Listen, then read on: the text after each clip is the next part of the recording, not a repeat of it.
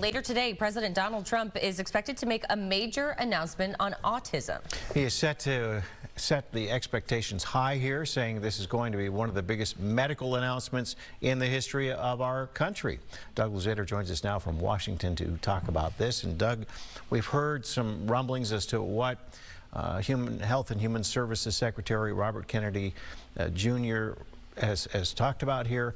What do we expect the president to say exactly with this announcement? Well, we know that earlier this month, the Wall Street Journal reported that this had to do with a possible connection between the use of Tylenol among pregnant women and incidents of autism.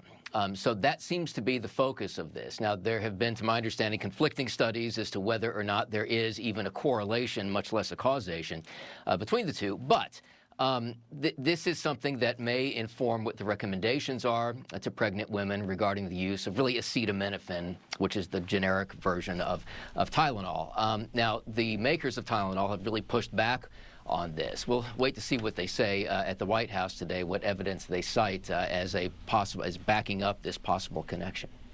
Yeah, and Doug, you mentioned they're saying Tylenol, not acetaminophen. Do we know if there's a reason that they're calling out the brand Tylenol? And we know that Tylenol has responded to this.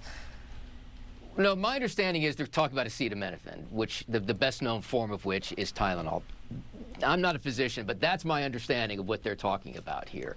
And there are all kinds of forms of acetaminophen, of course, but Tylenol being the best known source of it. So again, we don't know exactly what data is going to be cited as a result of this announcement today, or whether this is just going to be a case of maybe more caution for pregnant women as they go about further study to see if there is in fact a causal link between the two. Right. And then do we expect at all to learn if there, in terms of treatment, any treatments for autism with this this announcement we'll hear from the president?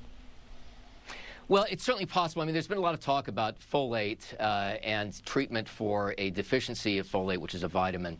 And there is some, I think most physicians see some potential promise there.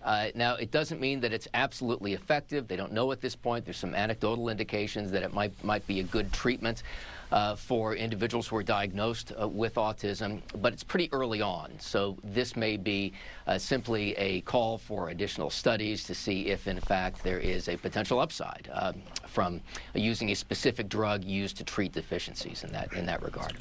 Okay, we'll see what the president has to say today. Doug Luzader with the very latest little preview for us from Washington. Thank you, Doug. Thank you.